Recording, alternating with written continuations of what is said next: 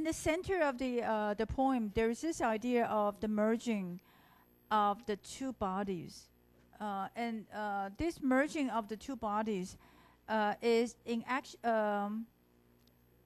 the ideas is similar to a Chinese poem and a Chinese song, 你侬我侬. 我泥中有你，你泥中有我. You know, I think ideas are similar, but then you see, the speaker uses the metaphor flee to compare this mingling of the two souls or two bodies. And there is a bit of background which I need to explain first. First, about the idea of sex. This is something interesting. This is like, I'm not sure if you have watched Shakespeare in Love. In Shakespeare in Love, you see that Juliet brushes her teeth with a stick, but not with toothbrush.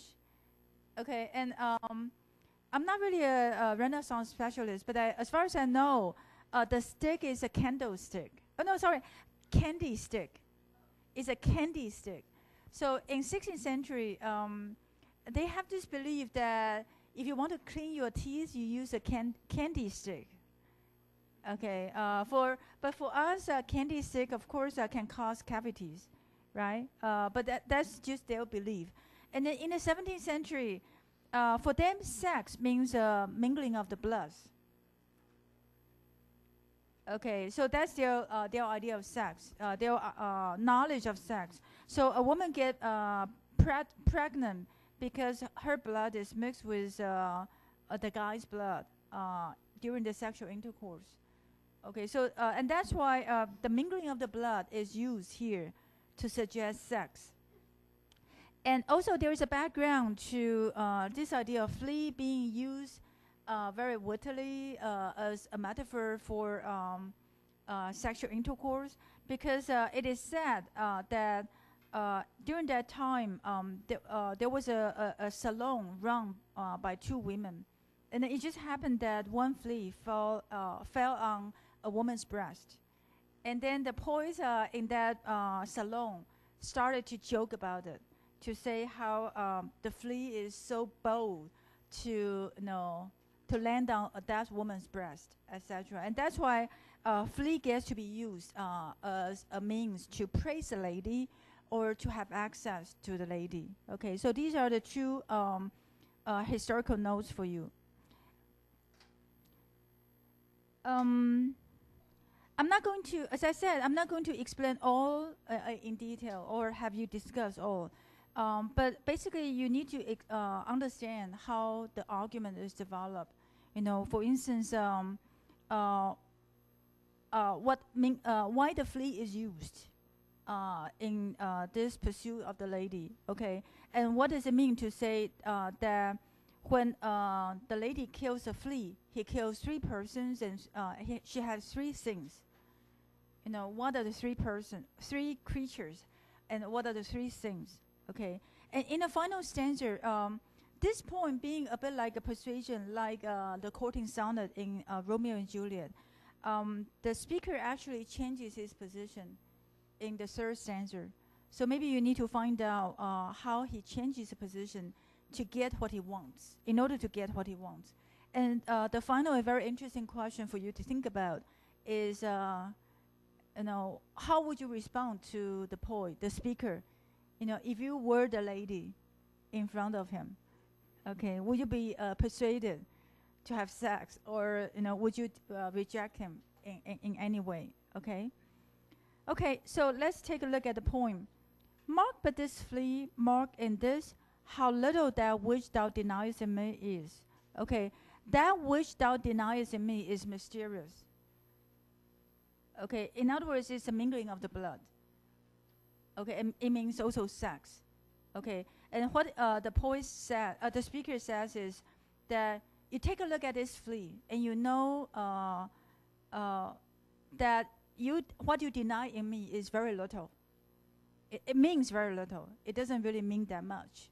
Okay, so here, that which thou deniest in me is first set out as the main argument, the main proposal. You shouldn't deny me sex. because having sex is really nothing. It's really as little, as small as this flea. So that's the first proposal. And then the speaker starts to explain. It sucked me first, and now suck thee. And in this flea, our two bloods mingle be. Our two bloods are mingled. Okay.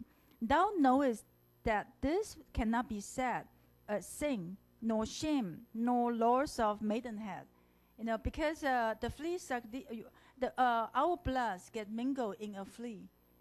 It's not sin, nor shame, nor 失去处女膜. Okay. Yet this enjoys before it woo. Okay. So, but this flea is so lucky. It doesn't even woo thee. It doesn't pursue thee. But it can enjoy this sex or this mingling of the blood. And pamper swells with one blood made two. Okay. So it doesn't woo thee, but then it can have this mingling of the blood. And then there is this swell, which means pregnancy. Okay. With one blood made two, the blood becoming two, and then that leads to pregnancy. And this, alas, is more than we would do. Okay, so here what the speaker says is, oh, see, the fleas are biting both of us. It is so easy. There's nothing wrong with that. It's very natural. Okay, and so why do you reject that in me? Okay, and this flea, this tiny little flea, it does a lot more than what we can do. And here, Mark is imperative. It suggests that the whole thing is a persuasion, that the speaker is speaking to the lady who is in front of him. Okay.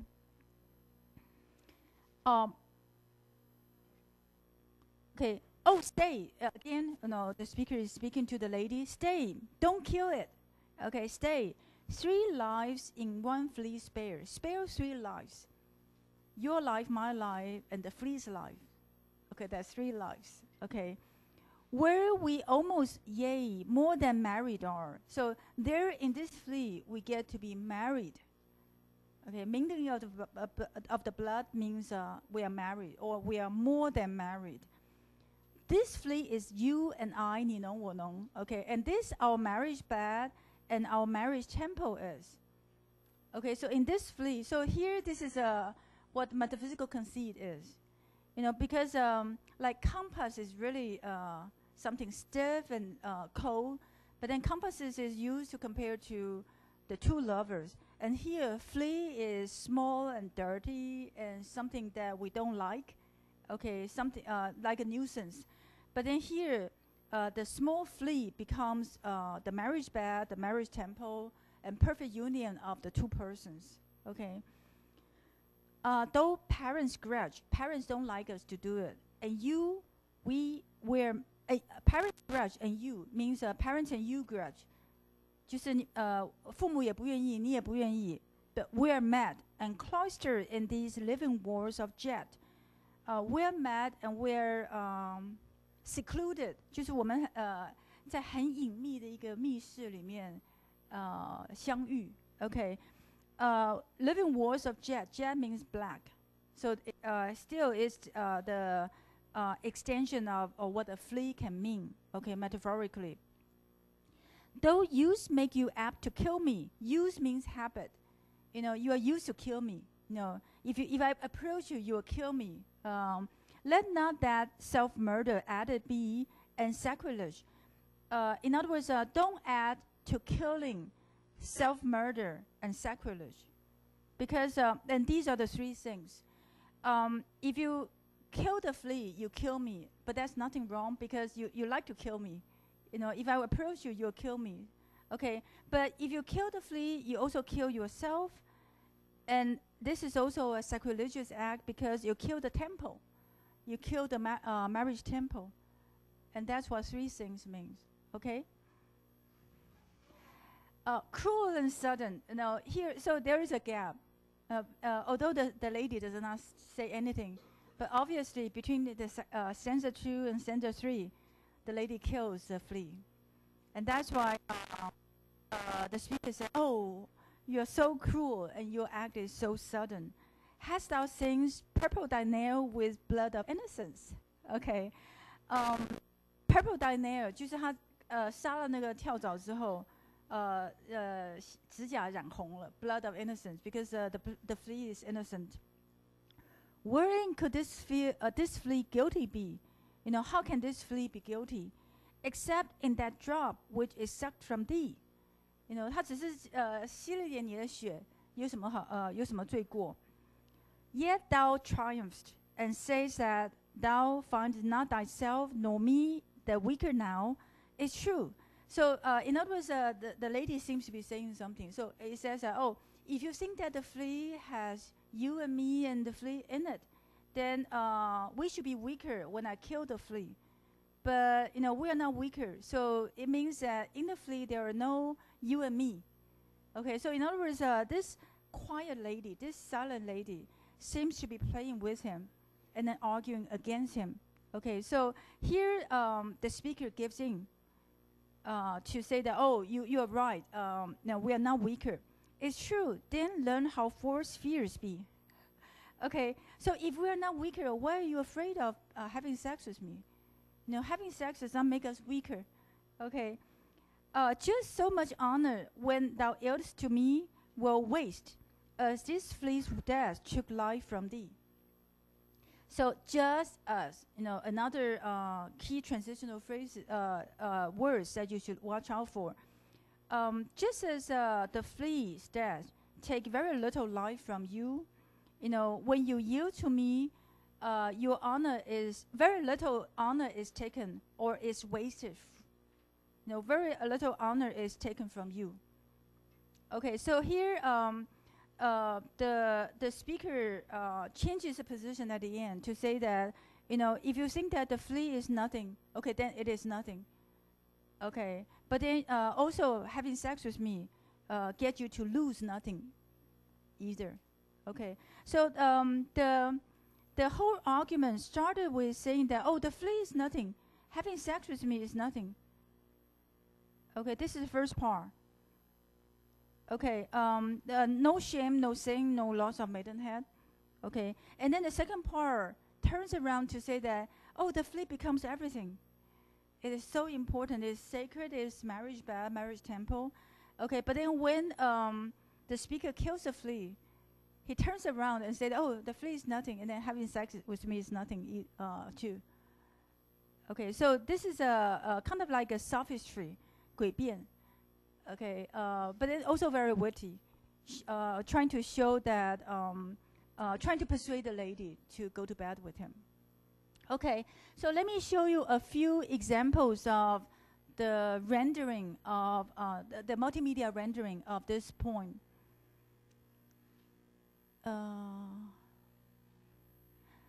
Yeah, the first one, again, is by Richard Burton. Mark but this flea, and mark in this how little that... Okay. And the second one is kind of like a performance. Okay, a singular solo performance. But this flea, and mark in this how little that which thou deniest me is. It sucked me first, and now sucks thee, and in this flea our two bloods mingled be. Thou knowest that this cannot be said a sin, nor shame, nor loss of maidenhead, yet this enjoys before it woo, and pampered swells with one blood made of two.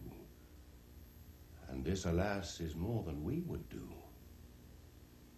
Oh, stay, 3 lives in one flea spare, where we almost, yea, more than married are. This flea is you and I, and this our marriage bed and marriage temple is. So this performance used just a little bit of prop to suggest that the whole poem is a kind of courting besides the bed, you know, persuading the lady to go to bed. Okay, there are 2 other very interesting works by students. I think, no, anyway, let me show you one, just one of them. Both are like comics turned into animation. Okay. Subject. Though use make you apt to kill me, let not to that self-murder added be. and sacrilege 3 sins in killing 3. Cruel and sudden hast thou since purpled thy nail in blood of innocence. Wherein could this flea guilty be, except in that drop which it sucked? It added some dialogue, contemporary dialogue. From thee. Yet thou triumphst and sayest that thou findest not thyself nor me the weaker now.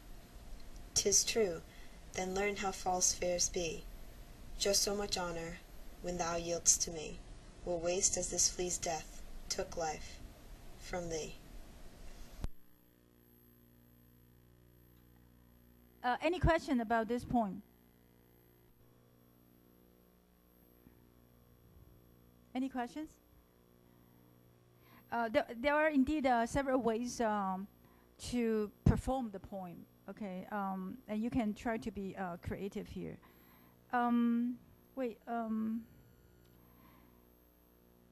So here I sorted out the logic for you. I guess I've talked about all of them. Yes, there is a twist in the middle part. Okay, when at the beginning it says that the flea is nothing, and then the speaker accuses the lady of killing 3 lives, also being sacrilegious. Okay, and then at the end, the speaker gives in to say that, oh, it doesn't kill anything. Okay. Make sure that you also pay attention to the imperatives. All the 3 stanzas starts with direct imperative, 祈使句. Okay, it makes the poem very straightforward, easy to understand. And then there are religious images, like church, cloister, sacrilege, sin, blood of innocence, like the Christ's blood. Okay, also sexual images. Okay, you can also compare Romeo and Juliet's courting sonnet with this poem, because there are, yes, I also think that Valediction Forbidden Morning can be compared to let me not to the marriage of true minds amid impediments. Because there are also love is not love when alteration, which alters when alteration finds. So in that poem, there are also 2 kinds of love. The sonnet 116 by Shakespeare, and then here in Valediction Forbidden Morning, it's also about the eternity of love, or how love will not change, in different circumstances. Okay, and here there are 2 courting poems, Flea and the courting sonnet. So I think there are some comparisons you can make. Okay, the differences here is that in the courting sonnet, the lady rebukes the argument but then comply with the action. She does not move, so she takes the action willingly. So this lady, Juliet, she actually joins in the production of the sonnet, and Juliet is very witty in her lines too. Like at the end, she teases Romeo and say that you kissed by the book. Okay, so there are a lot of implications there too. Okay, and here this lady is quiet, but obviously she does something and says something to the speaker to make him change his position. Okay, so the 2 ladies play different roles, but in both poems there are religious images used. Okay. Okay, let's move on to Andrew Marvell, another masterpiece to his Coed Mysteries. I think the 17th century is a time of political upheavals, and a lot of literary writers are also involved in politics. Andrew Marvell is one to be involved in politics, and then John Donne is involved in another way, because he becomes a pastor. He is involved in the religion. Okay, Let me skip the rest of the introduction to Andrew Marvell and just go directly to this poem.